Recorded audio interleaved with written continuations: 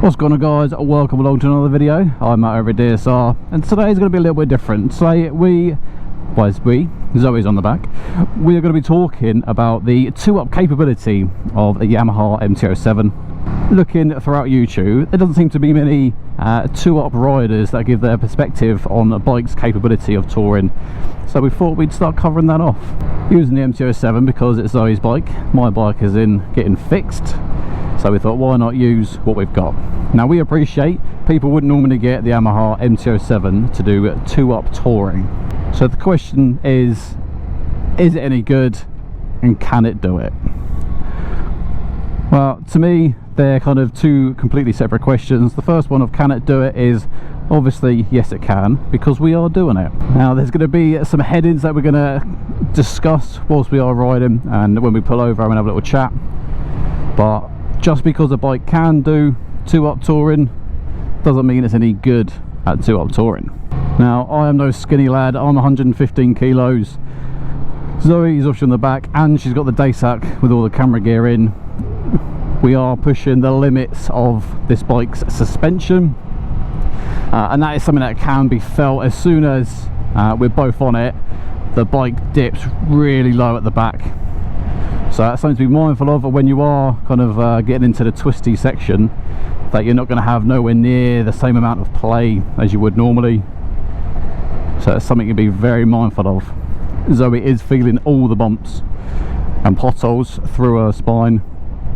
Unfortunately, at the minute, her camera is not working, or the audio isn't. So she will be talking to us about her experiences as a passenger when we stop. And unfortunately for now, you've just got to listen to my dulcet tones. So looking at the MT-07's throttle response and brake responses whilst on it. First of all, this bike is completely stock.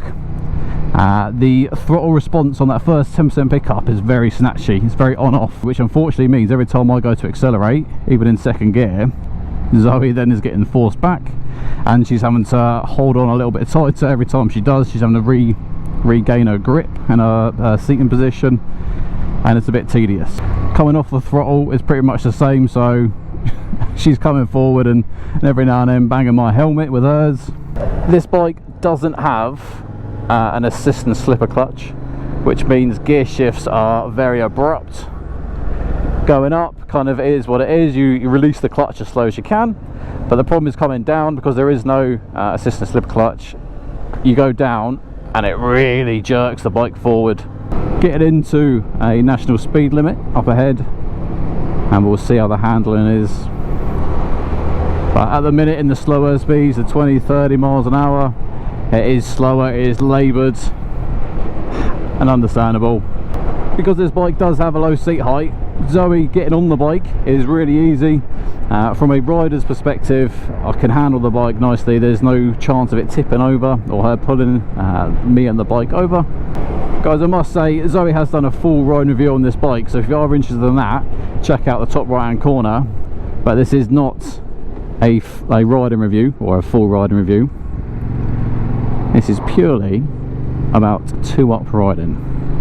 I'm trying to be as smooth as possible on the throttle, the clutch and the brakes, just to make it a little bit more of a pleasant riding experience. At the end of the day, whenever we take our partners out or our friends out on the back, we don't want to make the journey horrible that they never want to jump on the back again. Obviously, we've got them out because we want them to enjoy it with us as well. On the braking side, you do need to apply a lot of force to kind of get this bike stopped. In the faster section, the bike doesn't really want to lean into the corner, so you do have to apply a fair amount of counter steer just to get it to start dropping in.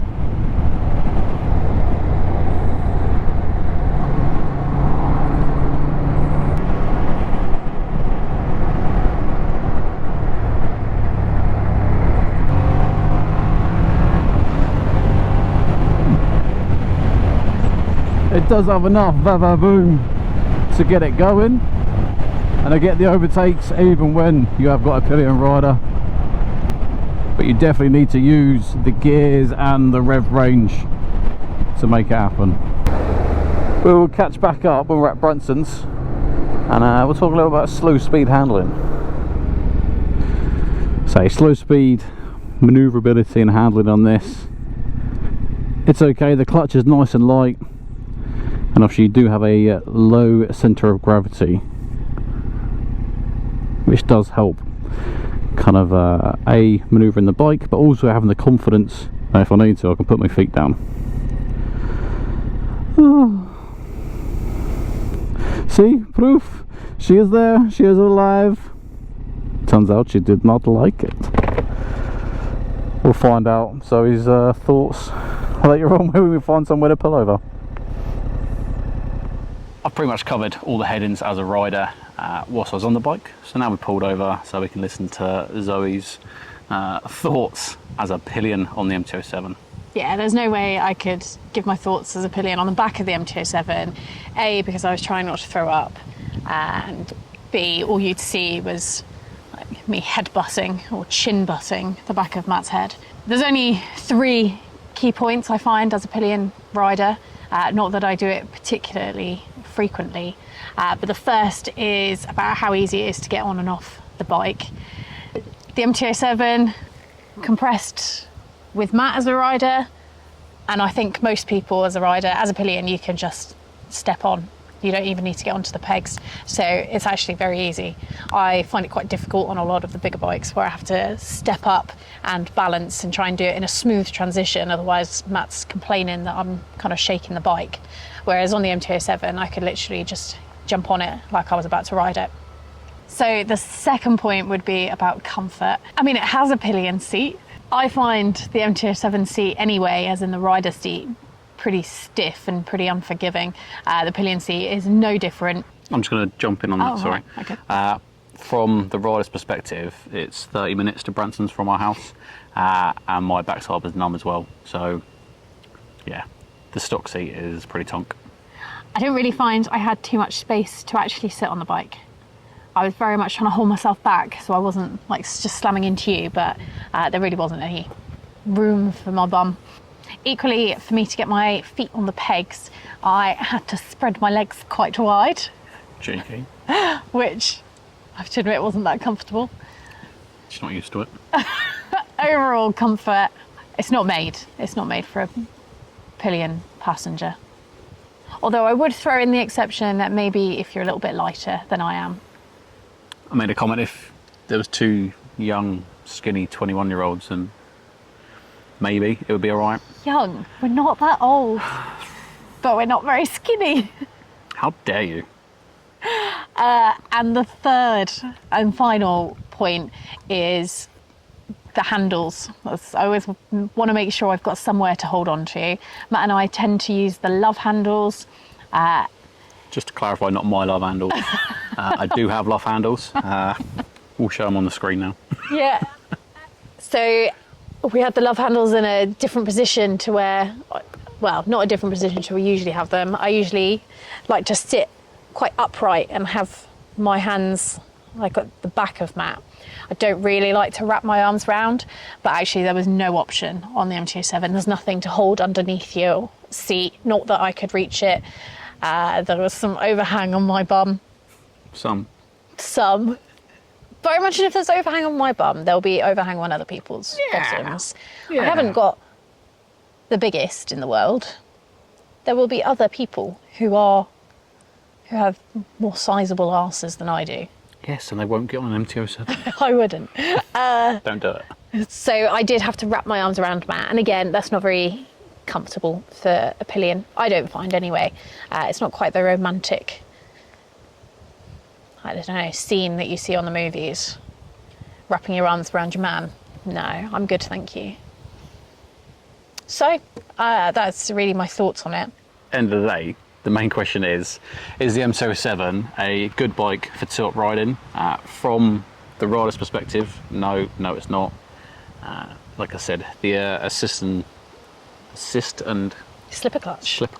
The lack of means gear changing down is so abrupt. The pillion's hitting the back of me.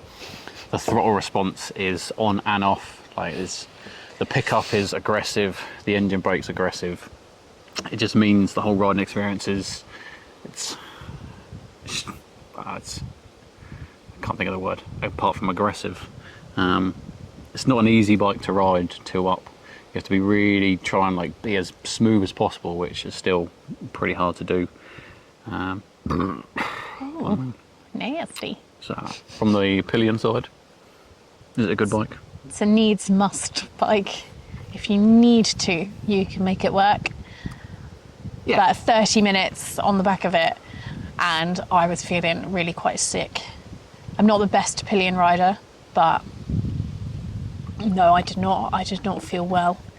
I felt very claustrophobic and very worried I was going to fall off, which, I mean, it's not how you want to be. And Matt wasn't riding aggressively, other than the shifting. I'd buy a different bike if you've got somebody you're putting on the back of it. So this has been our first two-up review of kind of any bike. We have done a two-up tips. That was on the GSA. Tomorrow we are up at BMW and we're going to look at trying to take out maybe the RT, the RS or the K1600, something that is absolutely made for two-up riding, two-up touring. And we're going to test those and see how they compare. For me, rating out of 10, MT-07 for two-up touring, I'd give it a 2.5. It's that low for me. Generous. I was going to go in at a 2. So. Okay, so. Gosh, we're in agreement. 4.5 out of 20. We're going to keep a little tally and we're going to see which is, in our opinion, the best bike for two-up riding, two-up touring that we've got within our reach. Unless you've got any bikes you'd like to lend us. Mark, we're not taking your DLZ. So, a little bit different from us over at DSR, but thank you very much for watching. If you do want to watch my reviews or more of this two-up riding malarkey, make sure you subscribe to the channel. And until the next one, ride safe. Your reviews? I sometimes do reviews. She does, but she gets criticised and gets told to get back in the kitchen. Back in the kitchen? I'd never say that. It's a sexist remark. No, I know you wouldn't. I've tasted her cooking.